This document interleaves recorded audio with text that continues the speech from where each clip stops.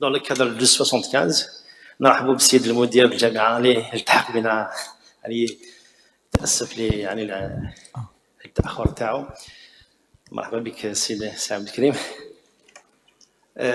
Donc je disais que le maître mot c'est la formation, j'insiste sur ça. Nous allons accompagner nos étudiants, nous allons accompagner les encadreurs dans le cadre de 75 afin de faire passer le maximum du projet, soit brevet, soit start-up. La nouvelle vision, elle est là, nous sommes obligés de suivre et de faire notre mieux pour réussir cette opération. Comme ils l'ont souligné nos amis, le 275 est destiné pour L3 et M2, mais nous n'allons pas attendre le L3 et le M2 pour faire la sensibilisation. Nous allons commencer par les L2, par les L2 et les M1, et pourquoi pas même les premières années, pour qu'ils puissent se préparer, pour qu'ils puissent chercher ce caractère innovant et avoir de nouvelles idées. Donc, j'appelle M. Athmani Bilal pour le rejoindre, M. Mahmoudi, et nous inviter, des banques de nous rejoindre pour un débat, pour lancer le débat. S'il y a des questions, des éclaircissements, nos amis sont là pour vous répondre à toutes les questions qui vous viennent à votre esprit. Le débat est ouvert. Vous pouvez poser vos questions. S'il n'y a pas de questions, je vais commencer moi-même.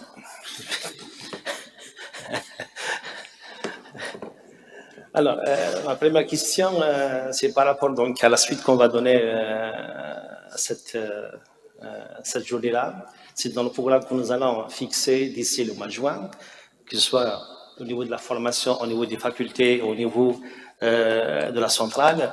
Il y aura donc un calendrier, il y aura un espace sur le site de l'université qu'on va réserver à toutes les structures d'interface, en particulier les startups, où nous allons mettre toute la documentation nécessaire à la disposition des étudiants, la réglementation qui va avec ces startups-là, les supports pédagogiques, toutes ces conférences-là qu'on vient de voir, donc on va les mettre sur cette partie-là. Mais une question qui semble... Hein? Les ateliers de formation, toutes les annonces concernant nos activités d'ici la fin de l'année, de cette année. Une question qui s'impose, monsieur Al-Faoui, peut-être adressée à vous. Vous allez demander donc à nos chers étudiants de proposer, de remplir cette fiche de renseignement. Est-ce que c'est suffisant de remplir et vous allez évaluer, ou bien vous allez faire un entretien en tête-à-tête avec ces étudiants et leurs encadreurs. Donc, c'est ma première question que je pense qu'il manquait ça dans votre exposé. Merci, monsieur le vice-recteur. On l'a annoncé dès le début qu'on a pris tout le monde. On n'a exclu aucun inscrit, aucun projet inscrit. On ne l'a pas exclu. Pourquoi? On va pousser ces porteurs de projets à travailler pour ressortir le caractère innovant. Bien sûr, s'ils sont volontaires, et bien sûr, on demande de remplir la fiche déjà pour compléter les projets où il n'y a pas d'encadreur. Après, si peut-être il y a même des encadreurs qui peuvent se désister, il y a des étudiants qui vont changer d'avis, mais nous, ici, c'est du sérieux. On va se baser sur ce qu'il y a dans la fiche. On va commencer à demander le label projet innovant. On vous a dit dès le début que la condition pour soutenir, il faut avoir l'aval de l'INAP éducatif. Lorsque je dis INAP, c'est INAP en Hollande. Ça dépend le type du projet. Mais le numéro de dépôt, ça va permettre déjà aux étudiants de soutenir. Mais pour avoir le diplôme 5 étoiles ou le diplôme brevet, diplôme start-up, il faut avoir le prototype final, une version bêta. Ça va dépendre du caractère du projet. Soit c'est un projet à caractère, c'est un produit que j'offre, soit c'est un service. Mais il faut accéder au premier prototype. Parce que ça, pour avoir les 100%, c'est pour comptabiliser les 100% pour avoir le label. Pour avoir le diplôme, il faut avoir le label projet innovant. Mais pour soutenir, il suffit de déposer, avoir un numéro de dépôt. Mais pour avoir le numéro de dépôt, prochainement, on ne va rien faire sans protection. Tous les projets inscrits, on va essayer de les sécuriser avec une demande. Après, pourquoi on ne va pas exclure qui que ce soit, on va les pousser à travailler. Il y a des méthodes. Ils vont travailler en équipe. Peut-être c'est pas fixe, ça. Ils peuvent modifier au fur et à mesure. Déjà, le BMC, peut-être il y aura des centaines de versions pour arriver à concrétiser la start-up. À chaque fois, on peut le retravailler. Il se met sur une start-up parce qu'elle a besoin d'un accompagnement, d'un espace, des coachs, mais une fois elle trouve le point de déclenchement où elle commence à rentabiliser, ça y est. Plus tard, elle va devenir une entreprise. Ok, merci, Monsieur Laifaoui. Je pense pour les aspects financiers, nous avons invité notre ami de la banque BDL pour tout aspect au niveau des financements au niveau des banques. Monsieur Laifaoui, vous voulez présenter? Juste pour nous inviter, c'est des partenaires aussi. On va signer des conventions avec le secteur socio-économique. Bien sûr, le vice-recteur chargé des relations extérieures, il est favorable, le recteur de l'université est favorable.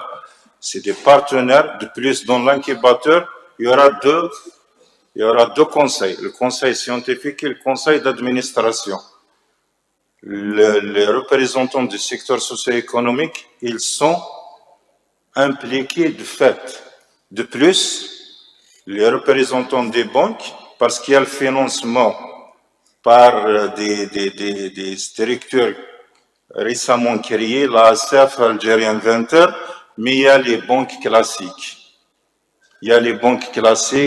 Monsieur, d'ailleurs, je profite de cette occasion de remercier nos invités pendant presque 3 ans. Ils n'ont jamais refusé de nous rejoindre d'être parmi nous, soit les représentants de la BDL, à leur tête M. Boukarif Majid, soit la CPA, il y a M. Atmani Boubkarissi, soit la BNA, soit la BE1, soit la BAD, toutes les banques, plus des autres secteurs, les représentants de CNRC, parce qu'à la fin, on a besoin de cet aspect juridique. Le Centre national des registres de commerce, la direction de l'emploi, l'ANAD, n'ont jamais refusé, sauf en cas où ils ont d'autres événements. Je profite juste ici, M.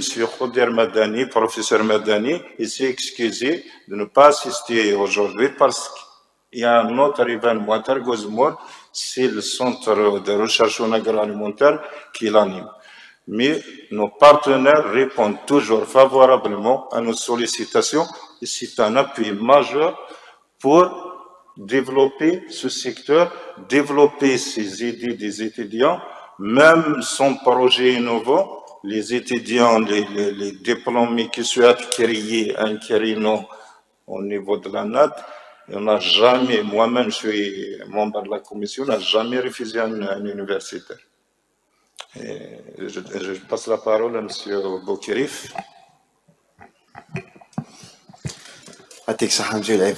Mesdames et messieurs, bonjour tout le monde. Donc, c'est toujours avec un plaisir et honneur de répondre favorablement à votre invitation. Comme vous le savez tous et toutes, la politique actuelle impose, et les banques, qu'on soit proche à notre clientèle. Donc, même les étudiants, vous êtes les futures clientèles de la banque. Et je vous encourage toujours. Et je vous remercie pour tous les efforts consentis afin de réussir des événements tels que les projets innovants, tels que l'incubation. Donc, on est toujours disponible afin d'apporter un plus et d'assister les étudiants. Et ce qui concerne le projet, donc côté organisationnel, c'est un membre de l'université de voir ça, mais le projet, qui je peux intervenir, le côté financier. Donc on est toujours là, on est toujours à vos côtés pour vous assister, pour vous aider à apporter un plus d'année afin de réussir les projets nouveaux. Et surtout, vous avez parlé d'un point très important tout à l'heure, la segmentation de la clientèle, le BMC, et là, la segmentation de la clientèle, TINA est la base de la valeur ajoutée. Quand vous allez réussir à définir la catégorie de la clientèle avec qui vous allez travailler, là, c'est un très bon point de départ afin de réussir votre projet. Et je vous souhaite bonne chance. Et on est toujours à vos côtés. On est toujours là pour répondre à toutes vos questions. T'es comme ça. Merci, M. Bouklif. Bon, on attend toujours des questions. Si quelqu'un souhaite poser une question, bien sûr, on va prendre les questions et puis je vous donne la parole à M. Ahmed. Parfait. Allez, M. Rfesh. Chef du département de génie civil. Chef du département de génie civil.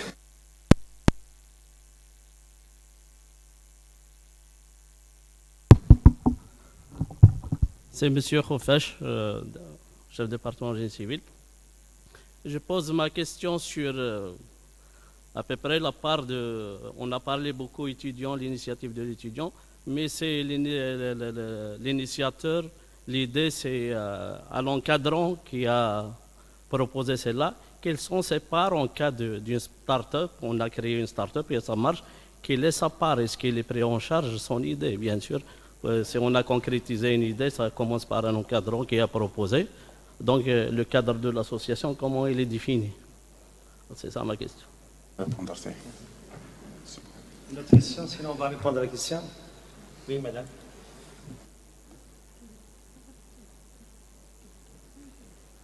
Alors, bonjour tout le monde, je me présente, c'est Dalila Ahmedi, je suis responsable de la filière des sciences de l'information et de la communication au niveau de la faculté des sciences humaines et sociales. Donc je remercie les intervenants pour les éclaircissements, mais j'aimerais intervenir sur deux points essentiels. Donc le premier point, Monsieur Atmani, vous avez fait tout à l'heure la répartition des projets entre les deux domaines techniques et sciences humaines et sociales. Sauf erreur de ma part, je crois, il n'y a aucun projet inscrit dans la faculté des sciences humaines et sociales. Donc la question, c'est le pourquoi. Donc je vous demande pas le pourquoi. Je crois que c'est une question pour débattre ensemble et pour voir pourquoi. Par contre, là, je me rejoins aussi donc à Monsieur Arifaoui quand vous parlez de la formation et de l'information et de la sensibilisation des étudiants pour réussir ces projets au niveau de notre faculté. Donc moi, je suis partante pour être formée et pour contribuer donc à la formation et à la sensibilisation des étudiants. Pourquoi je le dis? Parce que je suis très sûre que les étudiants des sciences humaines et sociales peuvent avoir et peuvent mener leurs propres projets. Et je vais parler un peu d'une manière particulière pour les étudiants de communication, parce qu'ils ont deux chances. À la fois, ils peuvent mener leurs propres projets de communication, agence publicitaire, agence de l'événementiel, agence de communication, agence de conseil, mais aussi ils peuvent intégrer les autres projets qui sont inscrits dans les autres facultés, parce qu'actuellement, on ne peut pas imaginer une entreprise sans un chargé de communication. Donc c'est une chance. Peut-être pour cette année, c'est trop tard.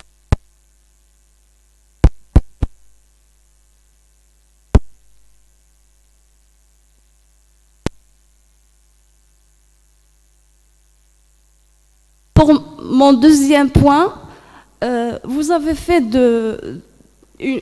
C'est-à-dire, on a eu plusieurs explications sur le lancement, l'inscription, l'évaluation des projets. Mais moi, la question que je me pose, c'est après l'obtention de diplôme. C'est-à-dire parce que l'objectif, c'est pas seulement de lancer des projets des entreprises, mais la survie de ces entreprises sur le marché. La question que je me pose, est-ce qu'il y a des mécanismes pour suivre ces entreprises, ces nouveaux projets sur le marché après l'obtention de leur diplôme? Merci. Merci, madame. Merci beaucoup. Donc, déjà, je voudrais répondre à M. Khoufech, c'est ça, sur la question...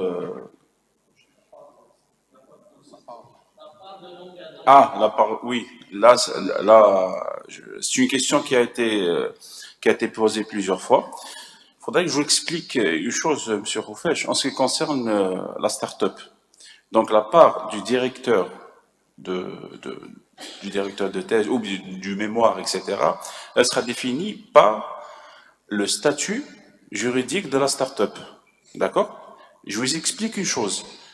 Il faut savoir que l'enseignant n'a pas le droit d'exercer en tant que commerçant, n'a pas le droit d'avoir un registre de commerce, n'a pas le droit de figurer en tant que commerçant dans un registre de commerce. Donc, en ce qui concerne la start-up, c'est à l'enseignant, avec ses étudiants, de déterminer le cadre juridique de la start-up qui va elle-même déterminer la part de l'enseignant dans la start-up.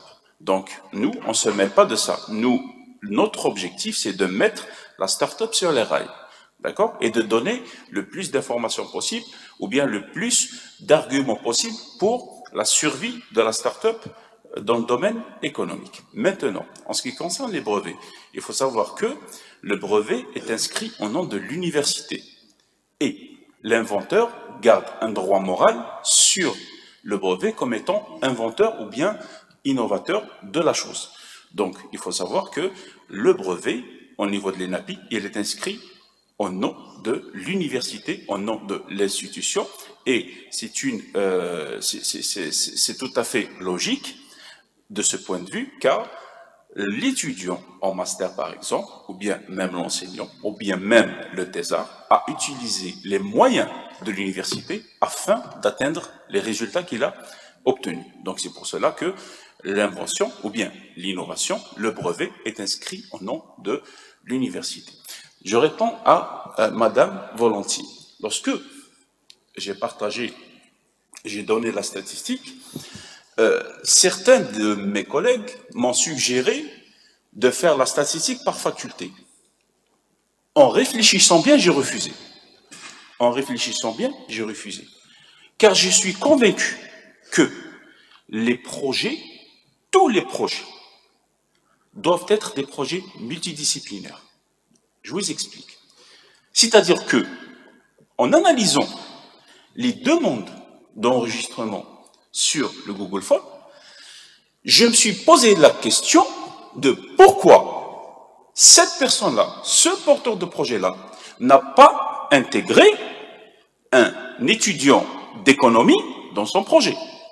Et pourquoi n'a pas intégré un étudiant de droit dans son projet? Parce que l'étudiant de droit peut l'orienter sur la forme juridique de la société, en premier lieu, et en deuxième lieu, sur les conditions d'exercice de l'activité. D'accord?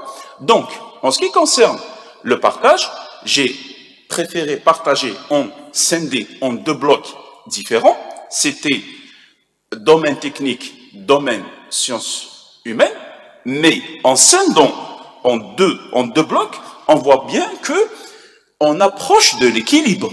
On approche de l'équilibre. On était à environ 30, 38, 62, mais en peaufinant bien les projets, je suis certain que on peut encore réduire ce différentiel. En matière de sciences humaines et sociales, je vais vous ravir en disant que pour la faculté des sciences humaines et sociales, il y a énormément de projets qui ont été déposés. Et même, peut-être, je vais vous surprendre encore plus, même dans votre filière ou dans votre spécialité, droit ou bien sciences de la communication. Donc, c'est pour cela que l'analyse technique à la fin, on la fera avec la commission qui sera multidisciplinaire afin d'avoir le meilleur résultat, le plus juste résultat possible. En ce qui concerne aussi le suivi, et là je vais rebondir sur ce qu'a dit mon ami Laïfaoui, pour le suivi, monsieur le vice-recteur, vous avez posé la question sur comment va se faire le suivi, etc. Est-ce que ça va être individuel, collectif, etc. Je vais vous répondre sincèrement. Je pense que on fera les deux en même temps. On fera des sessions de formation pour ces étudiants-là lorsqu'il s'agit d'informations horizontales. Cela n'empêche qu'il serait aussi, des fois, pour certains projets, il serait aussi pertinent d'aller au cas par cas et d'expliquer ou bien de régler certaines difficultés de certains projets au cas par cas.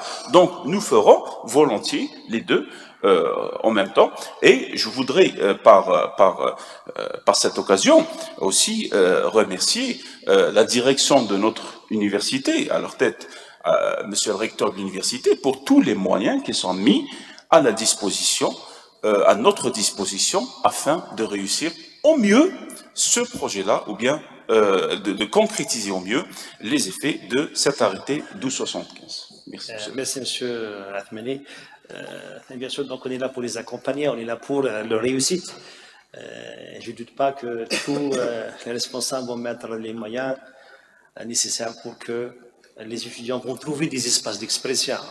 Je sais que ces étudiants, il suffit qu'on leur donne cet espace-là où ils vont s'exprimer pour qu'on puisse récupérer on va dire, un excès de jus d'idées qui est vraiment le nectar, qui est vraiment très intéressant, et j'espère qu'ils vont réussir. Nous sommes là pour vous accompagner. Il y a M. Laïfaoui qui veut compléter la réponse de monsieur.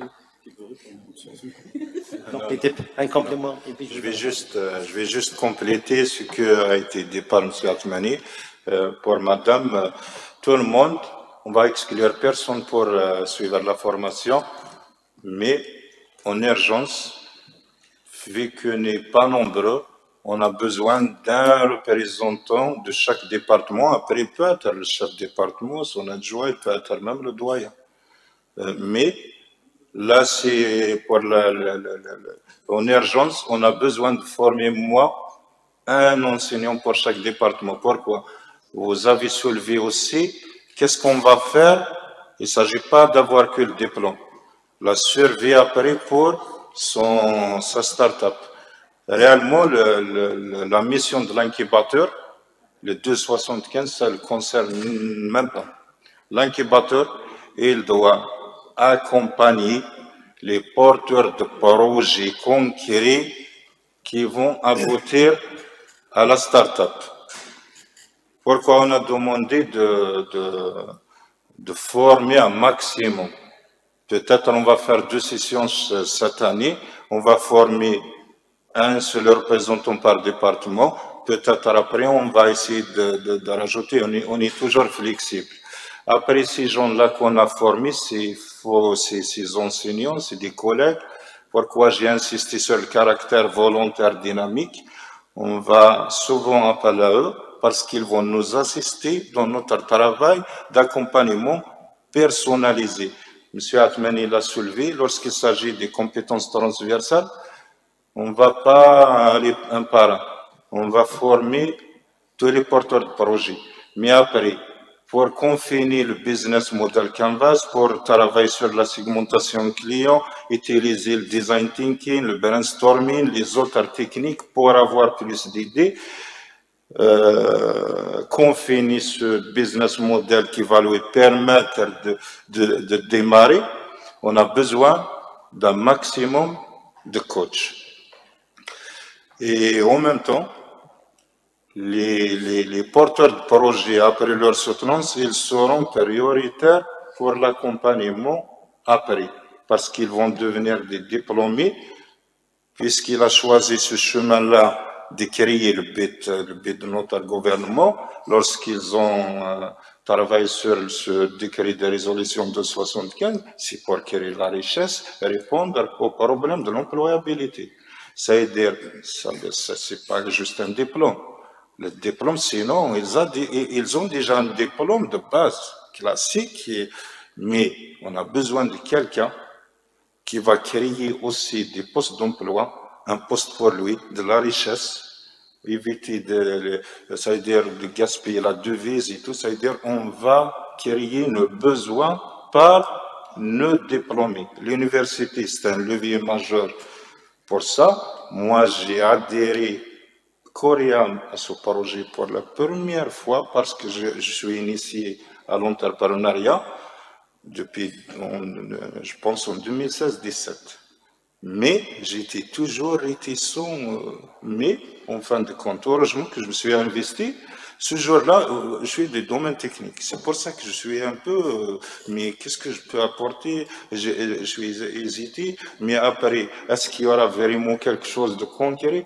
Mais cette année-là, j'ai vu d'autres collègues des autres universités, ils s'investissent volontairement, gratuitement, ils travaillent jusqu'à 3 heures du matin pour élaborer une stratégie, des guides, des formations. Là, c'est l'implication de beaucoup de monde, ça me redonne de l'espoir. Cet espoir que je ressens, je dois le transmettre aux étudiants. C'est eux qui vont être accompagnés, même après le diplôme. L'incubateur, sa mission, c'est d'accompagner ces gens-là. Et en même temps, même les gens de l'extérieur, on a réservé, monsieur le recteur a proposé de réserver des locaux pour les startups déjà présentes à l'extérieur. C'est-à-dire, on ne va pas les laisser s'éteindre. Parce que là, la première année, la deuxième année, c'est très difficile. Ils doivent travailler, retravailler pour trouver un point. M. Boukrif l'a souligné. La cible, c'est le client. Je dois atteindre ce client, le convaincre que ce que je propose, il va lui simplifier, apporter un plus. Dès qu'il trouve un point de départ, ça y est, on le lâche. Parce que ça dépend de la durée de maturité. Il peut bénéficier d'un accompagnement de 3 mois, 6 mois, 9 mois, peut-être plus.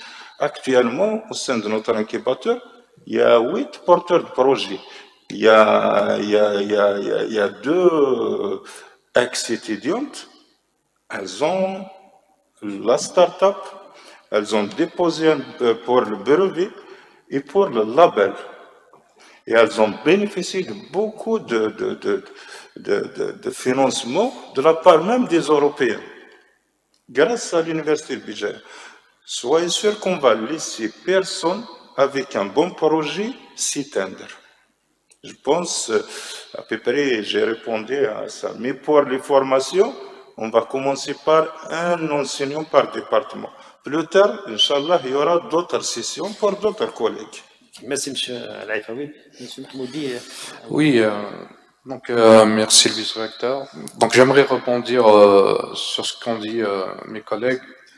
Et puis, donc je trouve la décision qui a été prise par toute l'équipe d'accepter de prime abord tous les projets, puis de les faire maturer de sorte à ce qu'on puisse faire ressortir le caractère innovant.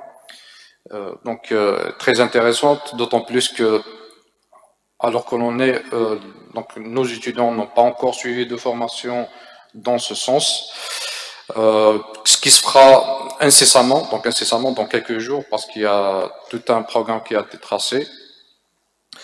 Donc j'aimerais également profiter de cette tribune pour lever une certaine ambiguïté sur le rôle donc des formations en entrepreneuriat de manière générale. Bon, je ne parle pas dans le cadre du 1275, je parle des formations en entrepreneuriat de manière générale qui sont là pour faire développer l'esprit d'entreprendre chez l'individu ou chez l'apprenant. Il n'est pas censé aboutir in fine donc à la création d'une start-up ou d'une entreprise. Par contre, elles sont dispensées pour développer certaines compétences, maîtriser certains outils que les étudiants devant nous n'ont pas acquis lors donc de leur cursus de formation. Chose que je reçois plusieurs doléances de nos collègues enseignants. Voilà, si on fait des formations, donc c'est pour créer une start-up. Mais non, c'est pas par rapport à ça. Donc, ces formations-là sont censées d'abord développer donc cet esprit d'entreprendre, cette capacité de créativité, cette capacité de mettre en œuvre des comportements entrepreneuriaux. Après, l'étudiant, il peut plutôt aboutir à lancer une start-up ou à lancer un projet, c'est de bon augure. Donc, c'est plus un complément de formation. Maintenant, l'autre volet, pour les étudiants qui se sont inscrits dans le cadre du projet 275, là, c'est une autre paire de manches. Là, dans ce cas-là, nous, autant que structure d'interface, nous mettons donc tous les moyens, la direction en appui pour faire donc valoriser ces idées de projet. Par rapport à la question qui a été posée sur l'incubateur, plutôt les projets qui ont été incubés, puis ils ont déjà obtenu leur diplôme au cours donc de l'incubation. Bien sûr, l'incubateur est ouvert et ce projet-là ne sera pas exclu après obtention du diplôme. La chose qui change, c'est qu'il change de statut. Il ne sera plus donc considéré comme étudiant, mais comme étant un porteur de projet incubé dans le cadre donc de l'incubateur de Béjaïa. Et merci. D'autres questions, s'il vous plaît? Monsieur Rassi, doyen de la faculté de sciences économiques.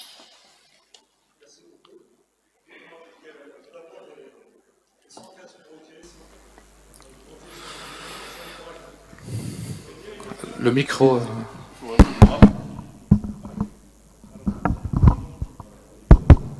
J'ai dit 115 demandes, c'est encourageant pour la première année, mais il reste une étape cruciale, c'est l'évaluation.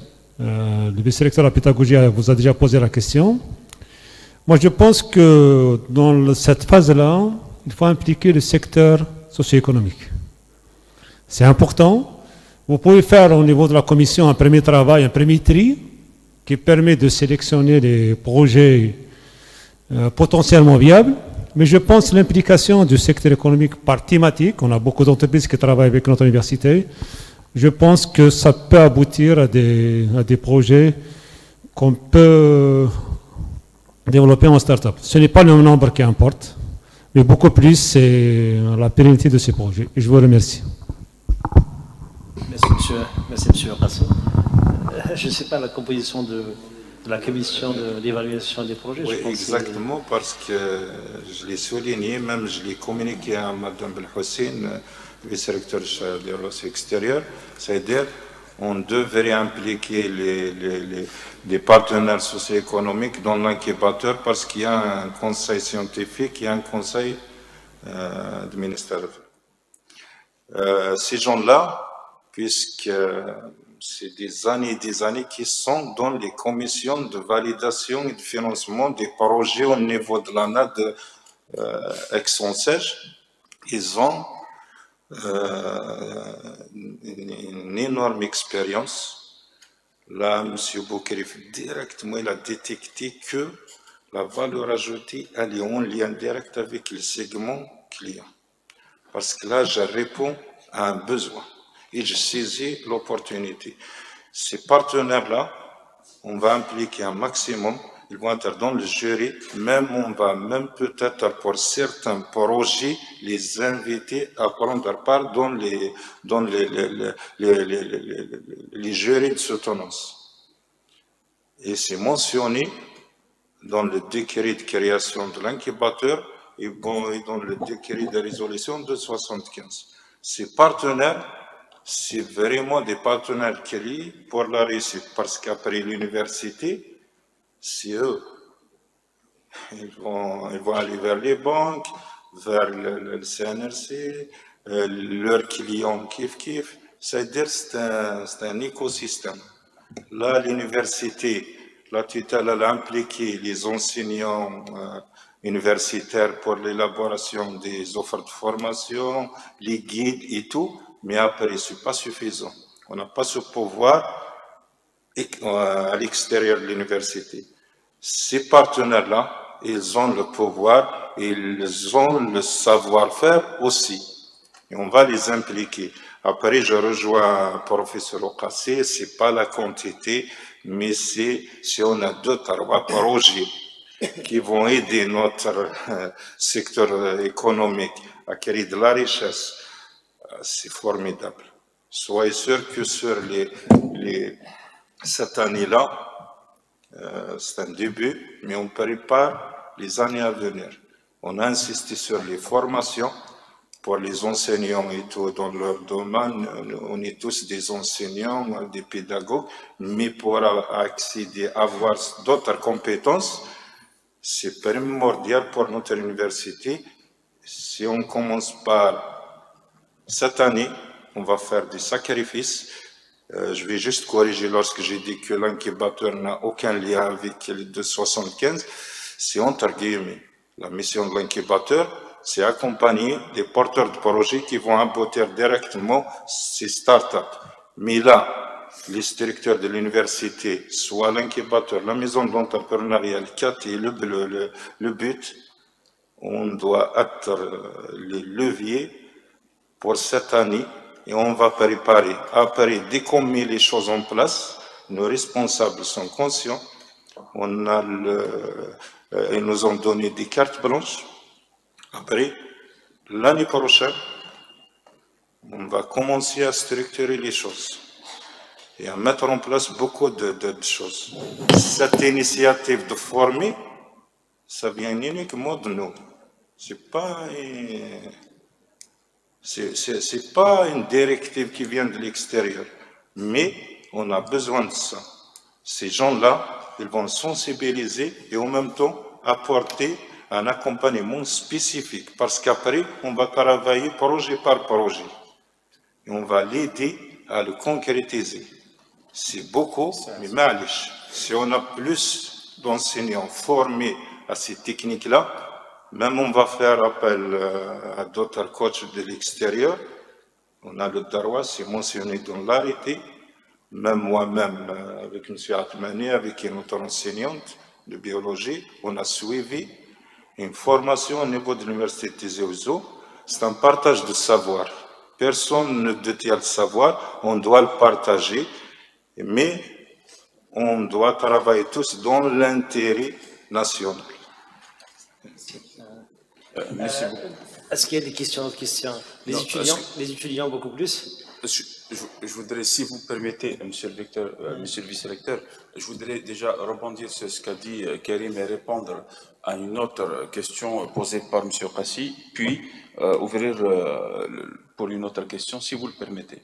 Okay. C'est comme vous voulez. Ok, parfait. Non, moi j'ai des questions, c'est pour qu'ils se préparent. Donc on a besoin de quelques questions des étudiants. Hein. Il y a l'aspect financier, je sais qui vous intéresse. Non, j'ai une petite remarque. Quand je terminerai mon intervention, j'ai une petite remarque pour les étudiants et pour les enseignants aussi. En ce qui concerne, je voudrais vraiment pas que les étudiants et les encadreurs pensent que c'est une question acquise, que le diplôme start-up, le diplôme brevet est acquis. Ce qu'a dit mon ami Laïfaoui au début, c'est que nous n'avons décidé d'exclure personne. C'est-à-dire que nous avons 115 projets, nous allons étudier les 115 projets. Mais sachez que ce n'est qu'une présélection. Ce n'est qu'une présélection. C'est-à-dire, en analysant les résultats, il se peut qu'on demande à un étudiant ou à son encadreur de venir nous rejoindre et de reformuler son projet au risque de ne pas être sélectionné pour la sélection finale. Ça, c'est la première des choses. La deuxième des choses, je pense qu'il y a une question qui devait être posée, mais je vais la poser moi-même et je vais essayer d'y répondre. Et ça va engager non seulement ça va engager les étudiants et les enseignants, mais aussi ça va engager l'université, ça va engager les départements. Et il n'y a pas... Feu Nelson Mandela disait que je ne perds jamais soit je gagne, soit j'apprends. Soit je gagne, soit j'apprends. Il se peut que certains projets, dans le cadre du diplôme start-up ou du diplôme brevet, n'aboutissent pas à une start-up ou à un brevet. Il se peut qu'on fasse la demande d'enregistrement auprès de l'ENAPI et que l'ENAPI refuse d'établir le brevet pour l'étudiant. Dans ce cas-là, si le schéma ou bien si le processus ne se concrétise pas par un diplôme brevet ou un diplôme start-up, il faut savoir que l'étudiant sera réorienté il va être réorienté pour sa soutenance. On reviendra au diplôme classique, à la soutenance classique au sein de son département. Donc, il faudra bien rester dans cette optique-là, mais sachez une chose, et là je m'adresse aux étudiants et à leur encadreur et à tout le staff de notre université,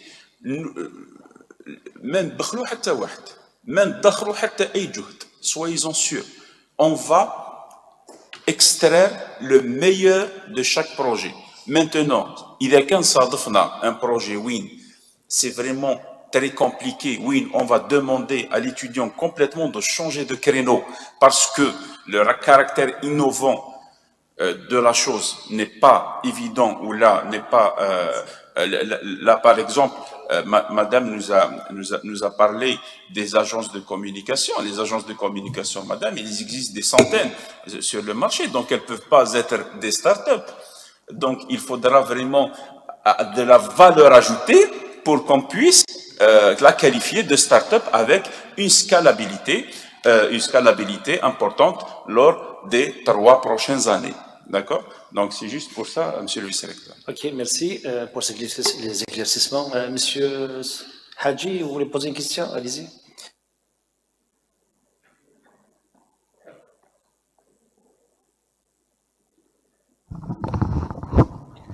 Bonjour tout le monde. Donc c'est monsieur Hadji, le chef département ATE, automatique télécommunications électroniques. Donc d'abord, je vous remercie pour cette initiative de regrouper les étudiants, les encadreurs et tout. Moi, j'ai une toute petite question, donc claire, directe. Donc c'est un peu pour apporter des éclaircissements pour nos étudiants, à qui je souhaite la réussite. Donc, quand on dépose le projet label, donc c'est un projet listé, donc il y a la liste des étudiants, des encadreurs et tout ça. Est-ce que plus tard, les étudiants peuvent soit désister, sortir ou intégrer un autre étudiant de notre faculté, de notre discipline? Ça veut dire, est-ce que c'est un peu légible? Est-ce que ça veut dire changer? Ça veut dire c'est pour un peu rassurer nos étudiants, pour dire que c'est pas figé, c'est pas fixé, donc on peut toujours aller dans l'amélioration, on peut toujours faire appel à une autre compétence dont on a besoin pendant la réalisation du projet. Voilà, merci à vous. Bon, je vais répondre directement, monsieur Hadji. Merci pour cette question. Je pense que c'est la question de tout le monde ici. On a préféré prendre tout le monde jusqu'à maintenant, mais dès le début, on vous a dit qu'on attend un retour des encadreurs et des étudiants. On va vous envoyer une fiche à remplir. Vous allez écrire le nom des encadreurs, le groupe du travail. Vous pouvez rajouter, éliminer des étudiants, rajouter un encadreur, un co-encadreur, modifier le projet, l'intitulé et tout, parce que c'est ça qui va nous servir pour le dépôt, le demande de label. Mais après, si on a le label, ça y est, là, on peut la rajouter par exemple. Mais ça y est, cet étudiant ne peut pas bénéficier plus tard d'un diplôme 5 étoiles, là parce que c'est l'officiel, On a initié ça de presque novembre, je ne me souviens pas, mais on donne une semaine de réflexion pour rajouter, éliminer. Il y a un étudiant qui se désiste, qui va se désister, un encadreur. Ça veut dire il y a des projets qui nécessitent des informaticiens, peut-être au bout d'une semaine, il faut les rajouter, mais une fois la demande est faite, on ne peut pas. Oui. Il n'est pas enregistré dans le système, donc on ne peut pas le rajouter après l'enregistrement. D'autres questions avant C'est-à-dire juste, excusez-moi, mademoiselle, si vous le permettez, monsieur le vice-recteur. Donc, pour juste continuer sur la réponse de monsieur l'AFAOui, un label, c'est un genre d'étoile que vous obtenez pour votre société. Il n'a pas de valeur, le label en lui-même, il n'a pas de valeur intrinsèque. C'est-à-dire que le label va juste vous donner le droit de bénéficier de certains avantages qui ne sont reconnus qu'aux sociétés qui ont été labellisées. D'accord? C'est pas un brevet, le label, c'est pas un brevet. Ça vous donne juste le droit d'être traité de manière préférentielle. D'accord? C'est juste ça. Oui, mademoiselle, une question de l'étudiante.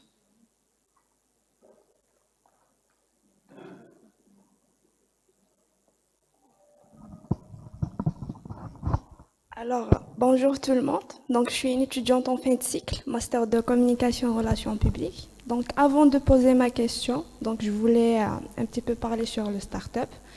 Donc, comme j'ai été déjà dans les séances précédentes concernant la start-up, donc vous disiez c'est une idée innovante, elle doit être sécurisée. Mais malheureusement, qu'on doit avoir du contact avec des experts. Donc, on doit transmettre notre idée. Donc, il y a quelqu'un qui va dire oui, c'est une bonne idée. Il y a quelqu'un qui va dire non, c'est pas une bonne idée pour la faire sur le marché. Ce qui concerne la sécurité de notre idée, est-ce que c'est vous qui va être derrière notre idée de la sécuriser ou bien il y a des moyens à faire? Et merci. Merci. Bon, avant de donner la parole à M. Atmani, juste pour rassurer l'étudiante, nous, l'aspect formation, il y a des vocabulaires qu'on va exclure de la tête des gens, soit enseignants, soit étudiants. C'est mauvaise idée, mauvaise chose, échec. Il n'y a pas de mauvaise idée, de mauvaise, c'est-à-dire on va juste l'orienter à ressortir en lui avec des techniques bien définis qui ont fait leur épreuve, c'est-à-dire on va le pousser à retravailler, à chercher c'est quoi la valeur ajoutée, bien sûr. C'est pas du jour au lendemain, mais en observant son entourage, il répond à un besoin. Après, la sécurité, c'est au niveau du quartier. Les coachs, même si on lui donne l'idée, soyez sûr que ce coach-là, si on le forme, c'est pour ne rien divulguer. Ça veut dire déjà pour lui, et là c'est comme une charte d'éthique et de la déontologie, si celui ne vous protège pas, ça veut dire, c'est pour ça ces structures-là installées au niveau de l'université, c'est des structures d'interface, mais aussi c'est des structures officielles. Ils vont protéger l'intérêt de l'étudiant et des thésards et des enseignants. Ça veut dire là, mais après, la démarche, c'est au niveau du CATI, on a M. Atmani présent ici, c'est au niveau du CATI. Merci beaucoup. Donc, je rebondis sur ce que dit M. Lafeuille. Il n'y a pas de mauvaise idée. Je vais vous donner un exemple bien concret. Pensez-vous que faire entrer un étranger chez vous pour lui laisser un espace chez vous est une bonne idée ou pas? A priori, c'est une mauvaise idée, mais croyez-moi que l'inventeur de Airbnb, c'est ce qu'il a fait la première fois. Il a pris une photo de chez lui, il lui a dit, les amis, celui qui veut venir chez moi, marhaba. Il a eu l'idée que les gens quand je pars passer mes vacances à Intmouchent, je peux inviter celui d'Intmouchent à rejoindre chez moi, moi je chez lui, etc. On échange nos biens et ça a fait la société Airbnb et il n'y a pas de mauvaise idée, on peut toujours tirer le meilleur de chaque idée. Maintenant, pour la protection, vous savez, lors des formations, celles qu'on a fait notamment dernièrement à Tizi Ouzou, on nous a bien expliqué là, que la première des choses à faire pour un formateur envers les start-upers, c'est de donner confiance aux start-upers, c'est de ne pas avoir peur de l'échec. C'est pour cela que, en matière de sécurité, pour sécuriser votre société, votre entreprise, votre idée, nous sommes là en étant centre d'appui à la recherche et à la technologie et à l'innovation, nous sommes là pour vous guider afin de protéger votre idée. Ne vous inquiétez pas, on vous soutiendra jusqu'à la fin. Merci.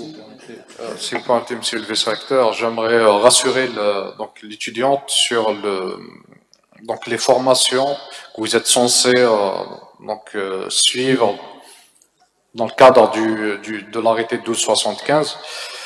Donc les structures d'interface, y compris la maison d'entrepreneuriat, ont un plan d'action.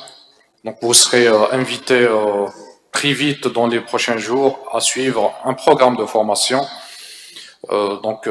Passons de la sensibilisation jusqu'à la concrétisation d'un projet à travers la maîtrise de plusieurs outils. Donc on a parlé du BMC tout à l'heure, on a parlé des méthodes Design Thinking, Lean Startup au brainstorming. Donc vous serez formé à la manière dont vous allez pouvoir faire maturer votre idée de projet. Après, sur le monsieur qui vous a dit si une mauvaise idée ou bonne idée, il n'y a pas de bonne ou mauvaise idée. Alors, on peut bien donner une mauvaise idée à Bilal et on fera un énorme succès, comme on peut souffler une très bonne idée à Karim et il fera un piètre projet. Vous voyez, donc ou inversement. Hein. Concernant les appréhensions de prime abord, mauvaises ou bonnes, faut pas être dans cette logique-là. D'où la nécessité de prendre tous les projets puis essayer de les faire maturer, d'autant plus que nos étudiants ne maîtrisent pas encore l'art de la maturation d'un projet. Merci. On prend une dernière question, sinon on passe à... Oui, mademoiselle. Eh bien, il paraît qu'il y a un certain nombre de questions. Le débat était pour ça.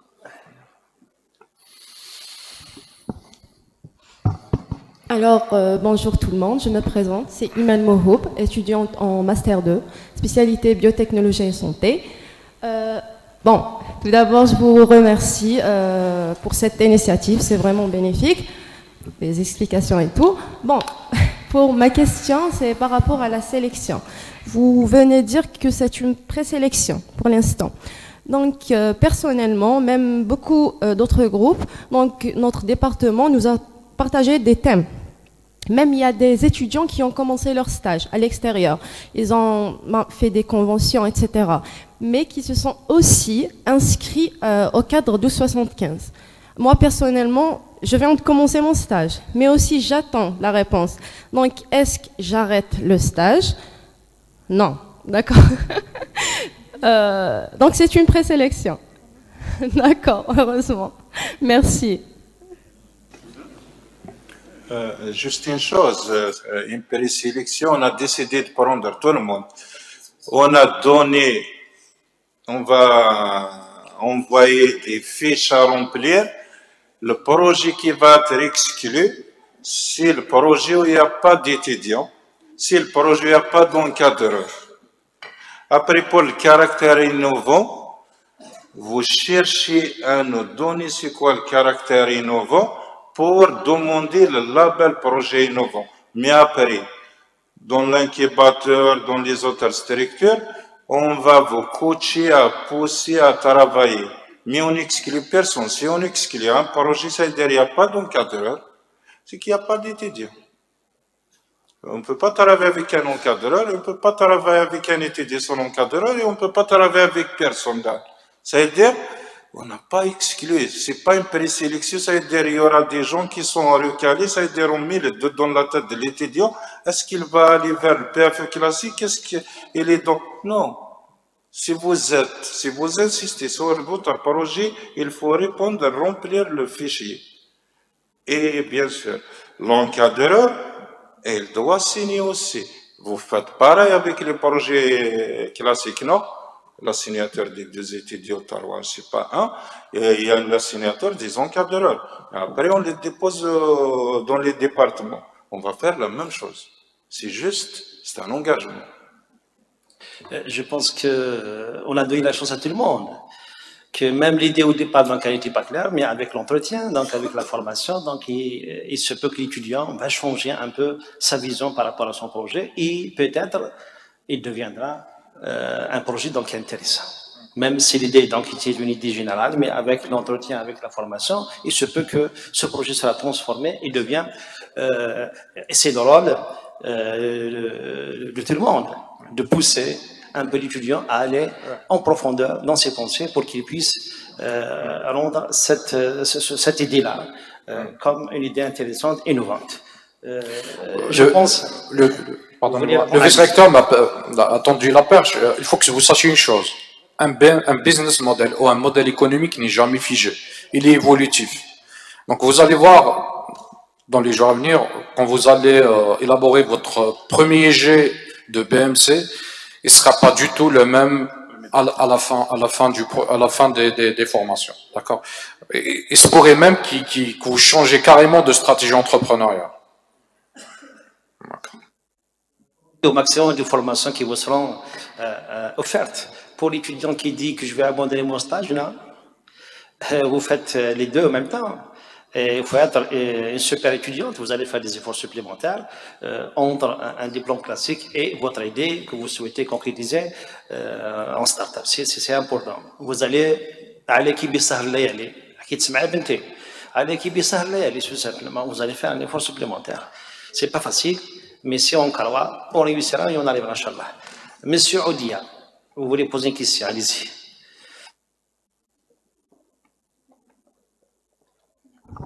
Bonjour à vous, je me présente, c'est Oudia Nasser, le vice-doyen de la pédagogie à la faculté des sciences humaines et sociales.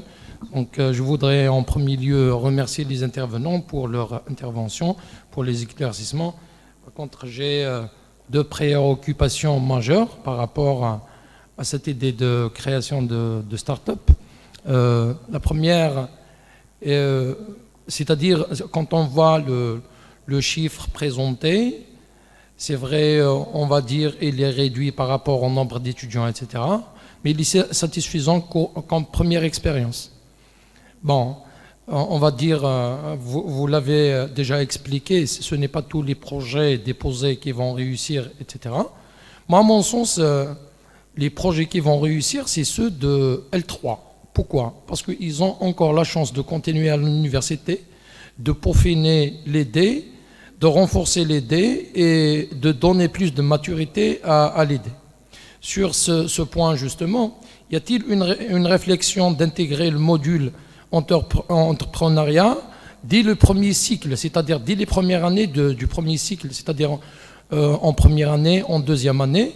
C'est pour permettre justement aux étudiants, dès la première année à l'université, de réfléchir sur une idée innovante, une idée de création d'entreprise. Pourquoi? Je ne sais pas, sauf erreur, en tout cas je parle dans notre domaine, le module entrepreneuriat, il est programmé en master. Au master, il me semble que c'est un peu trop tard pour réfléchir à une idée innovante, à donner de la maturité, à permettre de la maturité à l'idée. Ça, c'est la première chose. Juste, j'aimerais bien revenir sur les startups en communication, M. Atmani. L'idée de création d'une agence de communication, c'est vrai, il y a des agences de communication. Mais l'idée innovante, c'est les services que cette agence peut offrir justement aux gens.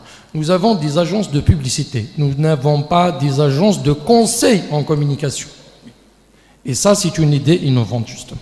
Merci beaucoup. C'est pour ça qu'on a dit que l'idée initiale, avec le business, avec le BMC et tout, peut devenir une autre idée.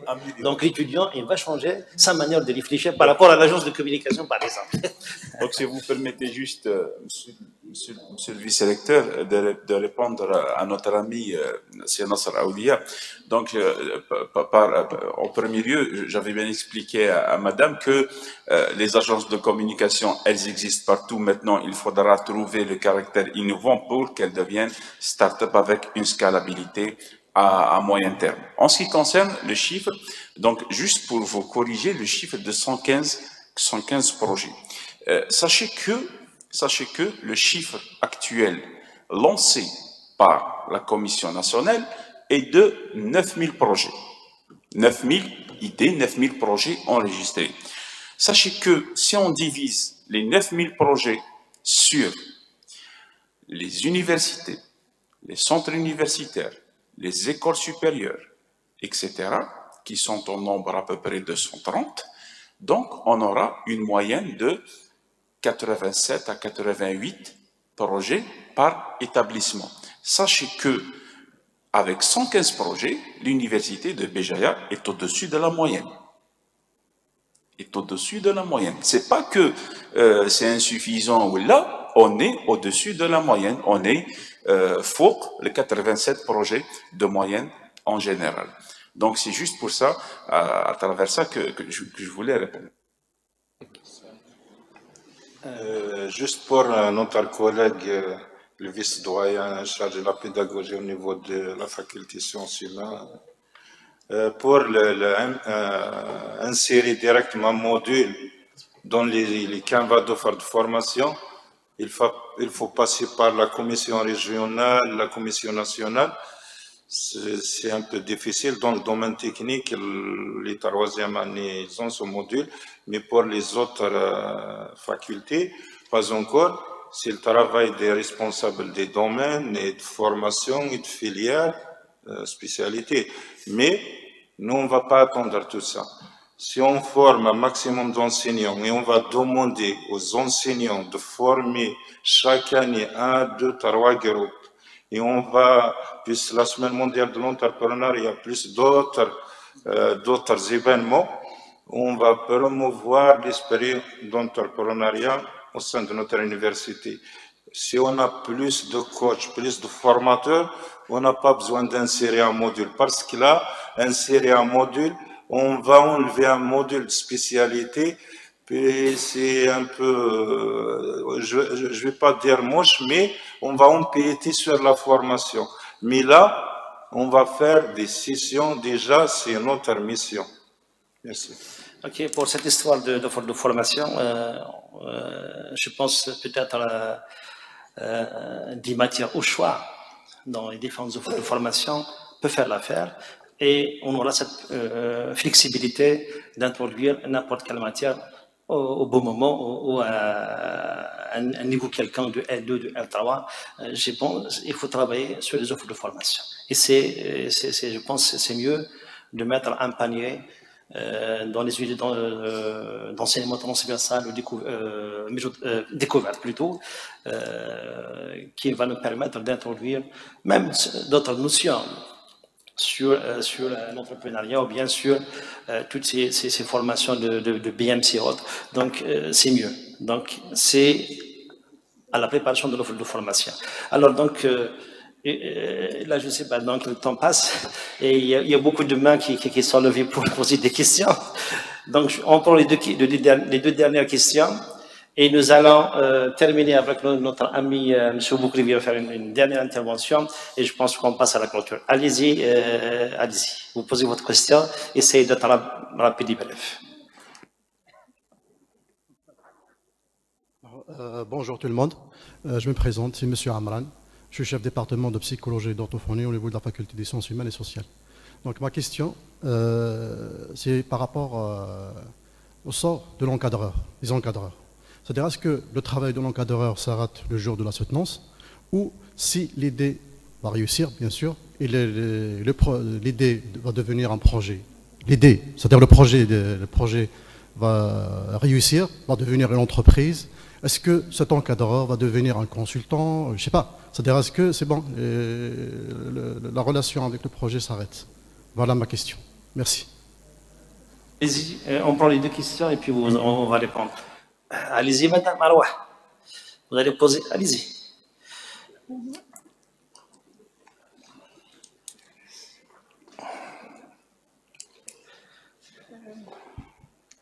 Bonjour tout le monde. Je me présente, c'est Madame Ben Azouz, enseignante au niveau de la faculté de biologie. Tout d'abord, j'ai une petite proposition. D'abord, je tiens à vous remercier pour tous ces éclaircissements qui sont vraiment utiles, nous comme encadreurs ou comme même aussi pour les étudiants. J'ai une proposition à propos de la formation dédiée aux étudiants.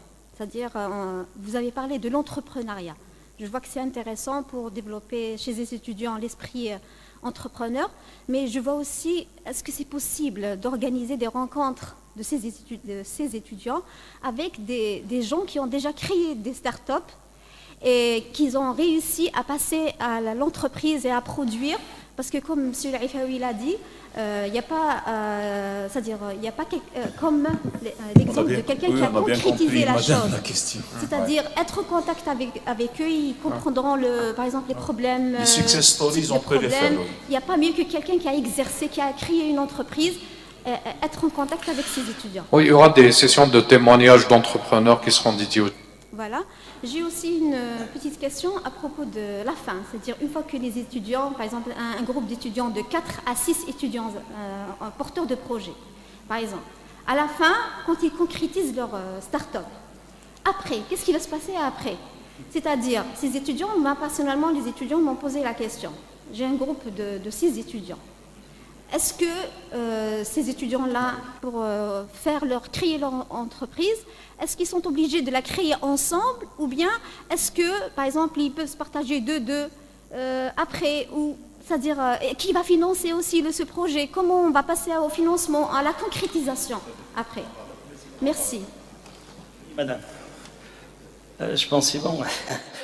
Merci. Donc, je suis enseignante Gerfi de département sciences alimentaires.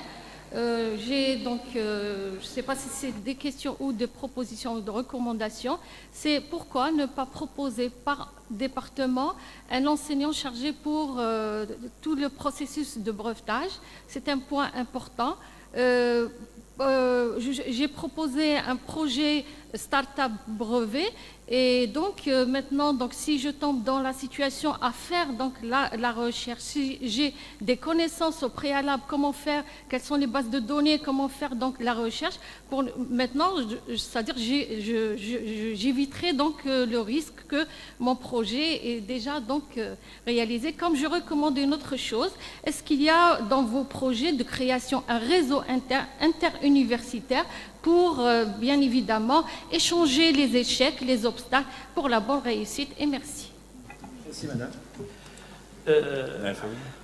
Tu veux Il va commencer en premier. Essayez d'être bref. Je tiens à remercier les deux dames de leur proposition. On tient à les rassurer que le contenu des formations, il n'y a pas que la formation. Il y a des formations horizontales, un coaching spécialisé, en même temps des success stories, des rencontres, des débats. Il y aura même des visites. Parce que là, l'étudiant, dans l'attestation, le diplôme délivré à la fin, il doit être signé par milieu par le directeur de l'incubateur. Il va retracer qu'est-ce qu'il a suivi comme formation, comme activité. C'est-à-dire, il n'y a pas une seule formation, il n'y a pas qu'un seul volet et ils ne se ressemblent pas parce qu'on fait des choses pour bien le coacher.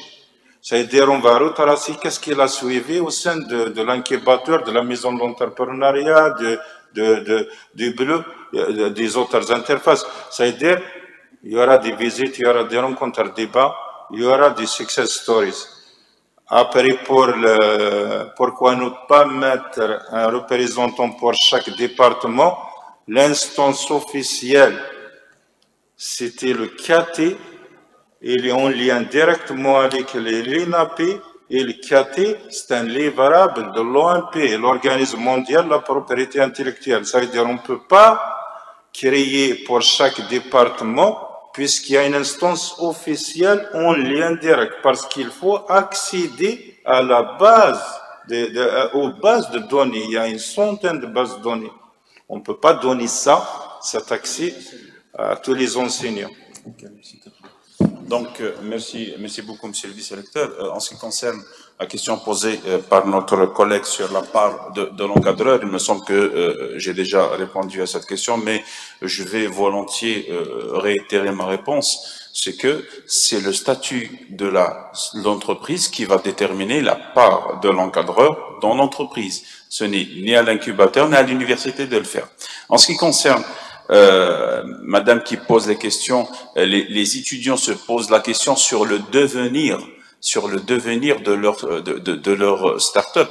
Madame, normalement, les étudiants ne devraient pas poser cette question, bien au contraire, c'est à nous de poser cette question à l'étudiant. Que voudriez-vous faire quand vous allez avoir un projet maturé? Qu'est-ce que vous envisagez de faire de votre projet? Lorsque l'étudiant répond à cette question, et si on juge que cette question est pertinente, cette réponse, pardon, est pertinente, on leur dit bravo, vous pouvez continuer sur ce chemin. Maintenant, si l'étudiant reste un peu brouillé, là, on intervient en disant il faut avoir une vision un peu plus loin de votre entreprise. Donc, en ce qui concerne les startups, il faut savoir que on démarre avec un enthousiasme vraiment grand, mais après, juste au moment zéro, au moment de lancer la start-up, on passe par une période, ce qu'on appelle la période de spin-out.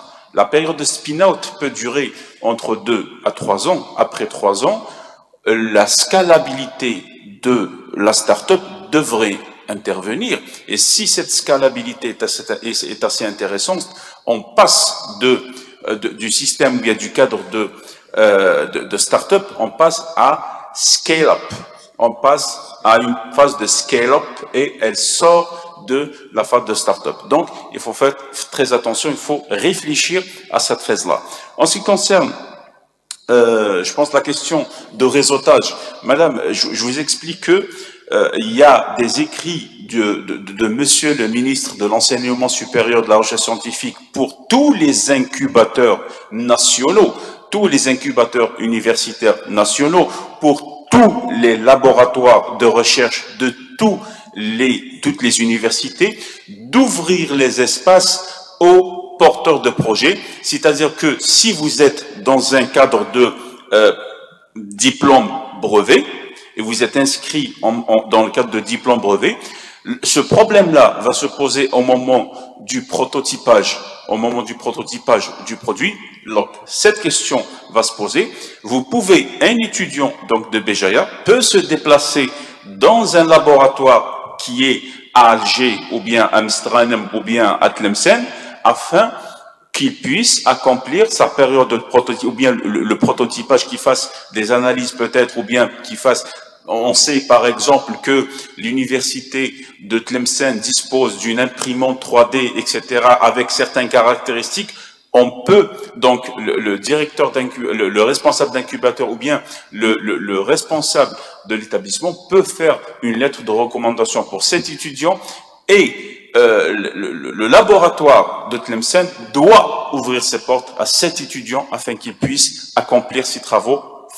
Donc le réseau, donc on le fait complètement naturellement à travers aussi des plateformes, des plateformes que ce soit Iptikar ou bien d'autres plateformes au niveau national. Donc ça, c'est pour le réseau. Merci Monsieur Bilal. Monsieur Boukrif, on vous donne la parole pour certains éclaircissements concernant les financiers.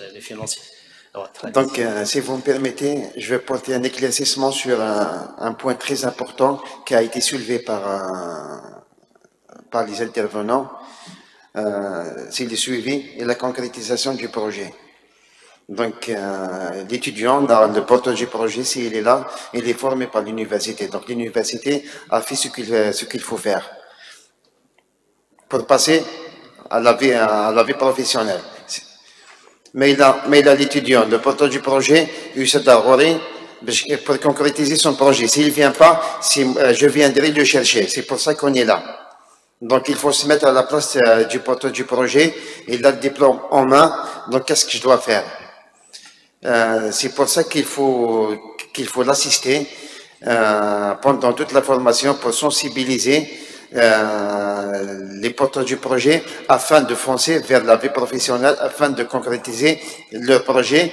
Même l'État a mis tous les moyens pour épauler cette catégorie de porteurs du projet. Il suffit d'avoir la qualification. Une fois il a la qualification, il a un diplôme, un brevet, donc il ouvre le droit à une micro-entreprise, à créer une micro-entreprise. C'est pas la peine d'avoir des fonds. Il faut avoir des fonds, il faut avoir de l'argent pour créer une entreprise. Non, c'est pas vrai. Il suffit juste d'entrer sur le site internet de l'ANAT pour faire des inscriptions et le suivi sera assuré par les organismes externes. Donc voilà, c'est pour ça que j'insiste. J'insiste sur le suivi, la concrétisation du projet et je rejoins les intervenants. On est là. La dernière expérience, la dernière conférence qu'on a fait ici, j'ai parlé avec les porteurs du projet, ils étaient une vingtaine.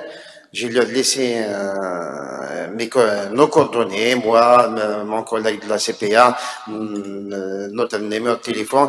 Eh ben, il y avait qu'un seul étudiant qui m'a appelé juste pour se renseigner pour l'ouverture de compte en euros, pour une attestation de devise et pour partir. Donc, je vois que c'est un peu... Et il faut sensibiliser les étudiants pour concrétiser leur projet, pour réussir. Et nous, on est là pour les aider avec tous les moyens nécessaires. Et merci. Merci, M. Boukrif, pour l'engagement de tous les partenaires socio-économiques, pour l'accompagnement de l'université et de nos étudiants. En ma qualité de président de la cellule locale de suivi de l'application de l'article 75, bien sûr, représentant de M. le directeur, il devrait avoir l'énorme connaissance. Donc, je dirais donc à tous les membres de la cellule, composée des doyens, de l'incubateur et tout, de quelques enseignants, que nous avons de pain sur la planche. Donc, nous allons travailler ces prochains mois, pour former, pour accompagner, pour expliquer à nos étudiants comment ça va se passer, comment ils vont essayer de faire des propositions pour les prochaines années, en particulier les Master 1 et les 1-2. Donc, il y a un calendrier chargé d'ici la fin de l'année. Pour terminer, donc, au nom de Monsieur le recteur, donc, je déclare cette journée close. Merci pour votre patience et à la prochaine, Inch'Allah.